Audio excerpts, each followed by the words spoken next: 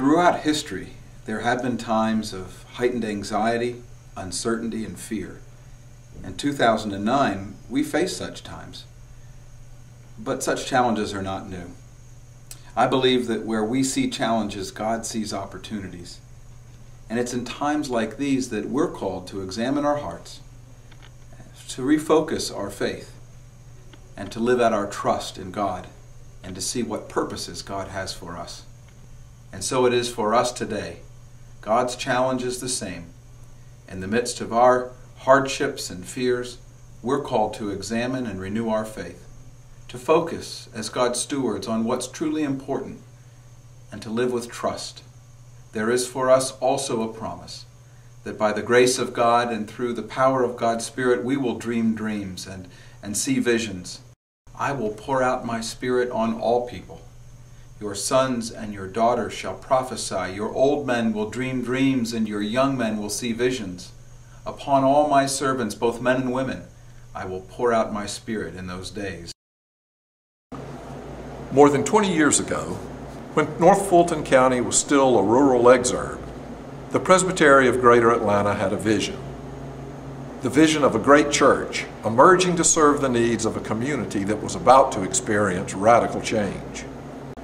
As a down payment on that vision, the Presbytery purchased 10 undeveloped acres on Academy Street, on the outskirts of downtown Alpharetta. The seed was planted. People began to see the possibilities and bought into the vision. Beginning in 1987, men, women, and youth gathered in the old Milton High School cafeteria to give thanks to God and celebrate the founding of this congregation. And they began to dream of a church that would make a difference both in this community and in places far away. A church where people would find community.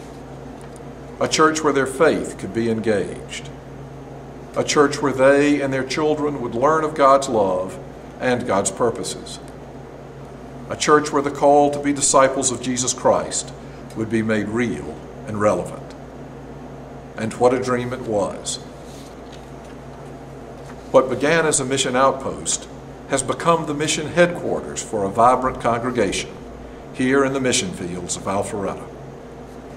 What started out as a church filled with young families, overrun with small children, has grown up.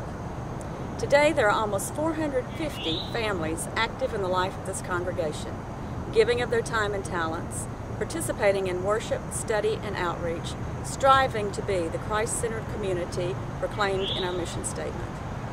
On every day of the week, both day and night, our facilities are in constant use, not only by our members, but also by the larger community.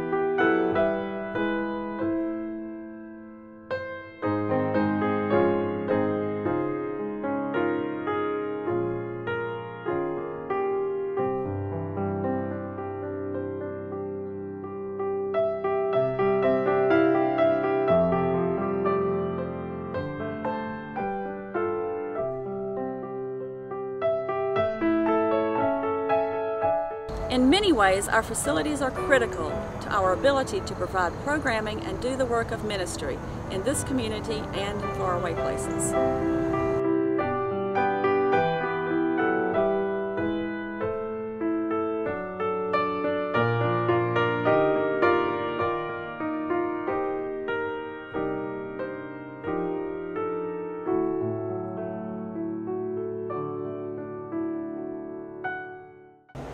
Between 1987 and 2003, we were either constructing a building or planning to construct a building. In each of the 3 phases of construction, our leadership has been creative, both in designing the facilities and structuring the financing. By the time the education building was completed, our mortgage debt totaled $2.4 million. Today, the amount remaining to be paid off is $2 million. Our current mortgage payments total about $197,000 per year. Today, that is the third largest component of our operating budget, behind only personnel and ongoing property-related expenses. In recent years, making these mortgage payments has resulted in operating deficits of approximately $120,000 each year. Thankfully, by God's grace and with good financial planning, we have had capital reserves that have helped cover these deficits, rather than making painful cuts in programming and staff. However, it is clear that we cannot afford to pay such a large mortgage debt much longer without risking a number of the programs and ministries that are vital to our mission. God continues to call EPC to make a difference in the lives of people in this community, as well as in distant places. Being good stewards of our financial resources is a key component of responding to this call. What will it take to make a significant reduction in this $2 million balance over the next 3 years?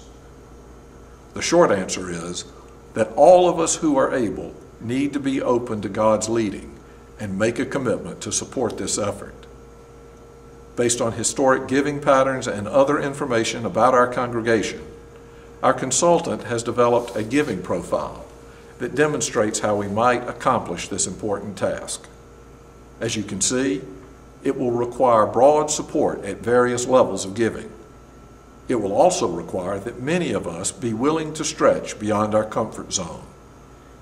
Even if we do not eliminate the debt completely, every dollar devoted to its reduction will strengthen our overall mission and ministry. Those of us who are involved in the leadership team for this campaign know very well that a number of our members find themselves in especially difficult circumstances in these uncertain times.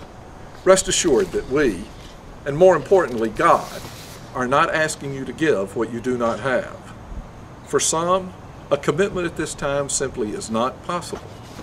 But for most of us, the real question is, what is God asking me to do in support of this effort? If your experience in these next few weeks is anything like mine has been since becoming involved in the campaign, I can tell you that while not easy, wrestling with this question and being open to the possibilities is a worthwhile exercise. And just as He has done throughout our existence, I am confident that God will lead us through this journey and enable us to claim His promises for Alpharetta Presbyterian Church. Heather and I accepted the gracious invitation of the congregation to come and serve among you, and we are so glad that we have. This is a church with a very strong and proud past, a vibrant present, but also a promising future. And we sense that as we discerned that this was the place where we needed to come and serve. Knowing that a significant amount of debt was still before the church, we trust that God will lead us and God will provide for the needs of the church, as has happened in the past. Imagine what we will be able to do in ministry, freed from the burden of the debt we now face. It seems to me that paying down this debt, perhaps getting rid of it or at least significantly reducing it, will free us to better serve God in this time and place, so that our programs and our ministries can continue strong and even growing. There is much still left for us to do in God's service, and this campaign is an important part of that, claiming that the best days for this congregation still lie ahead. I hope that you will join Heather and I and make a supportive, sacrificial commitment to this campaign so that we can achieve the challenging goal that's before us, so that we can continue in ministry day after day, week after week, month after month, into the tomorrow which God has in store for this wonderful church.